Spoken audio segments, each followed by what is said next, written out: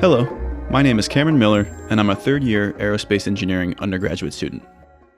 In this experiment, we examined the combustion dynamics of a Rijke tube. Specifically, we were interested in examining the periodic properties and acoustic oscillations of the Rijke tube.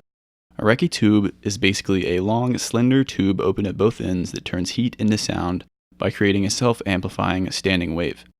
It is named after its inventor, Pieter Rijke, who is a successful 19th century Dutch physicist and professor. The type of mechanism he invented is also referred to as a pulse combustor. Why is studying the Rijke tube significant to the aerospace discipline? Well, compared to other combustion technologies, it has been found that the pulse combustor has many advantages. For one, the combustion intensity is greater in a pulse combustor. Also, there is less heat loss in pulse combustion because the mechanism self-exhausts, eliminating the need for designing a separate exhaust system. The properties of pulse combustion, namely the creation of heat by a standing wave, have thus been implemented in the design of thermoacoustic engines. A miniature thermoacoustic engine is shown operating here. This device can obviously be scaled up for more practical uses. In acquiring data, there were three primary measurements that were to be taken: pressure, reaction rate, and flow. To measure the pressure oscillations in the Rijke tube, we used piezoelectric pressure transducers. These operate by the piezoelectric effect, whereby pressure is converted to a proportional voltage. To measure reaction rate, we used a photomultiplier tube. This device operates exactly as its name implies, by employing the photoelectric effect. Photons strike a photocathode, which in turn liberate electrons that produce a current that is amplified by a series of diodes. The current is amplified, or else we would not have a strong enough signal, and then is converted to voltage by Ohm's law. The chemiluminescence is very nearly proportional to the rate of heat release, and this greatly simplifies analysis. To measure the rate of fuel flow to the combustor, a rotometer device was used. The flow is measured by a float position in the device. When the buoyant force is balanced by the downward gravitational force, the position of the float is recorded. However, to yield the proper results from the rotometer, it must be calibrated from the density of the propane in the float. The flow can then be found by this equation.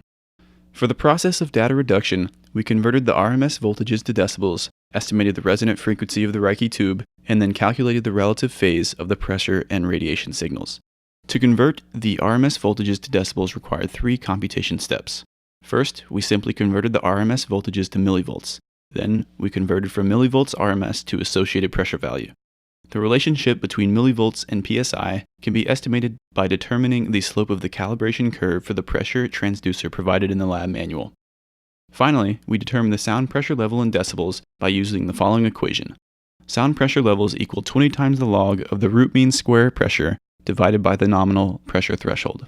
The nominal pressure threshold is the threshold of human hearing, a value found to be 2.9 times 10 to the negative 9th psi.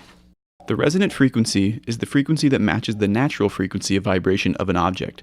As a quick side note, the most dramatic example of resonance is the collapse of the Tacoma Narrows Bridge. On a particularly windy day, the passing gusts managed to sway the bridge into a mode resembling its resonant frequency, ultimately leading to the failure of its supports.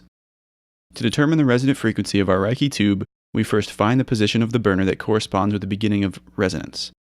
This measurement was found to be 2.5 inches, or a tube length of 72 inches minus 2.5 inches, which equals 69.5 inches. Then we find the resonance frequency by using the equation F equals A over 2L, where A is the speed of sound, which equals the square root of gamma RT. For our purposes, the ratio of specific heats, or gamma, is 1.4. The gas constant is 20,600 inch-pounds per slug degree Rankine, and temperature is standard temperature at 535 degree Rankine. Then we can find the resonance frequency to be 28 radians per second, or 176 Hz.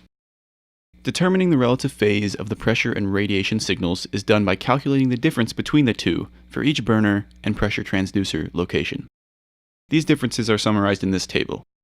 PMT refers to photomultiplier tube, and PU, PM, and PL refer to the upper, middle, and lower pressure transducers, respectively. The differences in phase angles specify the degree to which the mechanical oscillations reinforce the heat release fluctuations.